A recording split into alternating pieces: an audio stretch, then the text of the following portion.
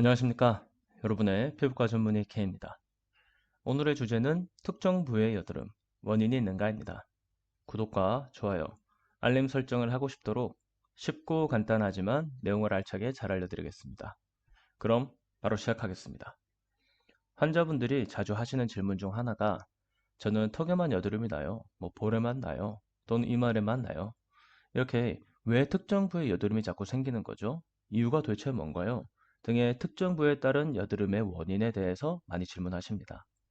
그리고 볼에 생기면 위가 안 좋다는 건데 맞나요? 또는 턱에 생기면 장이 안 좋다는 건데 맞나요? 등의 질문도 많이 주십니다. 오늘 이 부분에 대해서 제가 여러분의 궁금증을 해결해 드리겠습니다. 여드름은 얼굴 전반에 걸쳐 발생할 수 있는데 크게 네 가지 부위로도 나눠볼 수 있습니다. 첫 번째는 이마, 그리고 볼, 턱, 입 주변, 마지막으로 얼굴 가장자리입니다. 이렇게 네 가지 부위로 나눌 수 있고 환자분마다 이 중 특정 부위에 여드름이 자꾸 발생하는데 다른 부위는 안 생기고 왜 여기에만 자꾸 생기는지 궁금해하십니다. 그리고 꽤나 많은 분들이 볼이나 턱에 생기면 위나 장이 안 좋아서 그렇다고 하던데 그래서 위나 장을 좋아지게 해야 하는지 이야기를 많이 들었다고 하고 질문도 많이 하십니다. 어떤 논문을 찾아봐도 이러한 얘기에 의학적, 과학적인 근거는 없습니다. 다만 제가 무조건 아니라고 하기에는 그래도 적지 않은 분들이 나 실제로 위가 안 좋을 때 이 부위에 나던데 장이 안 좋아서 이 부위에 나는 것 같은데 라고 느끼시는 것 저도 잘 알고 있습니다. 그래서 이런 게 완전히 틀렸다고는 제가 말씀을 못 드리지만 피부과 전문의로서 오늘은 특정 부위에 여드름이 나는 경우 어떻게 생각해야 되는지 여러분들도 공감하실 의학적이고 논리적인 이유에 대해서 말씀드려 볼까 합니다.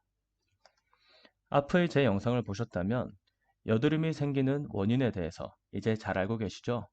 다시 말씀드리면 모공의 막힘, 피지의 과다 분비, 여드름균의 증식, 그리고 염증 발생으로 인해 여드름이 생기게 되고 이외에도 여러 식습관이나 타고난 피부 타입, 환경 등의 복합적인 원인으로 인해 여드름이 발생할 수 있습니다. 이처럼 복합적 연쇄적으로 여드름이 발생하기 때문에 한 가지 원인만 해결한다고 여드름이 완치가 되는 건 아니지만 반복적으로 특정 부위에 여드름이 생기는 경우 어떤 원인이 주요하게 작용했는가를 생각해 볼 필요가 있습니다. 주요 원인을 찾고 그 원인을 개선해서 여드름이 생기는 횟수를 줄일 수 있는 것이죠. 여드름에는 여러 종류가 있고 기전 또한 여러 개가 있지만 크게 스트레스성 여드름, 또 마찰 자극으로 인한 여드름으로 나눠볼 수 있습니다. 먼저 스트레스성 여드름은 호르몬이나 정신적 스트레스 등의 요인에 의해서 우리 몸에서 스트레스 호르몬인 코티졸을 분비하게 됩니다. 코티졸은 모공의 피지샘을 자극해서 피지 분비를 증가시키고 이로 인해 여드름이 생길 수 있습니다. 호르몬, 스트레스로 인한 여드름은 주로 턱, 얼굴 가장자리에 생기는 경향이 있는데 아직 명확한 근거는 없지만 이 부위들이 주로 기름 분비가 활발한 부위이기 때문이라고 생각됩니다. 따라서 기름 분비가 활발한 부위라면 사실 턱 가장자리뿐만 아니라 어디서든 생길 수도 있습니다. 반복되는 자극, 마찰로 인한 여드름의 경우에는 피부 밖 환경에서 존재하는 이물질이나 화장품의 잔여물, 또는 피부 노폐물, 또 씻지 않은 더러운 손으로 인한 마찰 등의 여러 가지 자극으로 인해 모공이 막힐 수도 있고 염증이 생길 수 있어 이로 인해 여드름이 생길 수 있습니다. 따라서 이 두 가지를 생각해 보면 특정 부위에 여드름이 반복해서 생기는 경우 어떤 원인이 있을지 유추해 볼 수 있습니다. 먼저 이마부터 한번 생각해 볼까요? 이마에 반복해서 여드름이 생기는 경우 앞머리가 슬리거나 샴푸 린스 제대로 씻어내지 못해 잔여물이 남아있거나 헤어스타일링 제품을 사용으로 인해 이마에 묻은 경우가 아닌지 또 운동하면서 씻지 않은 더러운 손으로 이마를 자꾸 닦는 습관이 있진 않은지 등의 원인을 생각해 볼 수 있습니다. 또 볼의 경우에는 혹시 핸드폰이 자꾸 닿는 부위는 아닌지 잘 때 돌아 누워 베개에 닿는 부위는 아닌지 마스크와 닿는 부위는 아닌지 등 평소 해당 부위에 반복된 자극이 가는 행동이 있는지 한번 생각해 볼 필요가 있습니다. 그럼 턱, 입 주변의 경우는 어떨까요? 혹시나 마스크를 착용하고 나서 생기진 않았는지, 남자분들 같은 경우에는 면도 후에 생기진 않았는지, 또 평소 턱을 개는 습관은 없는지, 여성분들 같은 경우에는 립 제품을 바르고 생기진 않았는지 등을 생각해 볼 수 있습니다. 추가로 앞서 말씀드린 면도나 립 제품 같은 경우에는 여드름이 아니라 모낭염일 수도 있기 때문에 혹시나 면도하고 생겼거나 립 제품을 바르고 생긴 경우에는 더더욱 여드름이 아닌 모낭염일 수 있기 때문에 피부과 전문의의 진료가 필요할 수 있습니다.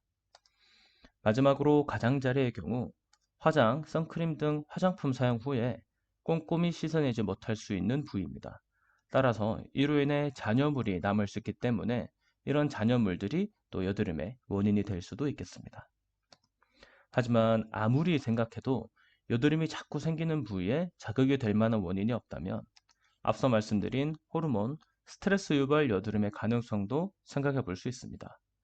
이 경우 당연히 스트레스 관리에도 신경을 써야 하고 특히 여성의 경우 생리주기나 복용하는 약, 다낭성 난소 증후군 등의 생식기 질환에 의한 경우일 수 있기 때문에 의사의 상담을 통한 약 처방이 필요할 수 있습니다. 따라서 피부과나 산부인과 전문의의 진료가 필요하겠습니다. 정리해보면 부위별로 특정 장기가 안 좋다는 과학적인 근거는 없습니다. 다만 호르몬성, 정신적 스트레스성 유발 여드름의 경우 주로 턱이나 그 가장자리에 생기는 경향은 있습니다. 또한 같은 부위에 반복해서 생기는 경우에는 아래와 같이 우선 해당 부위에 반복되는 자극이 있는지 한번 찾아볼 필요가 있습니다. 이제 특정 부위에 여드름이 자꾸 생기는 경우 왜 그런지 생각해 볼 수 있으시겠나요? 오늘 영상이 여러분의 여드름 관리에 좀 더 도움이 되셨길 바랍니다. 마지막으로 다음 여드름에 관련 영상은 여드름 완전 정복 마지막 영상으로 난치성 여드름과 여드름 흉터 치료에 대해서 말씀드려 볼까 합니다. 지금까지 여러분의 피부과 전문의 케어였습니다. 궁금하신 부분이 있으면 언제든지 댓글을 통해 질문해 주시기 바랍니다. 그럼 오늘도 좋은 하루 보내십시오. 감사합니다.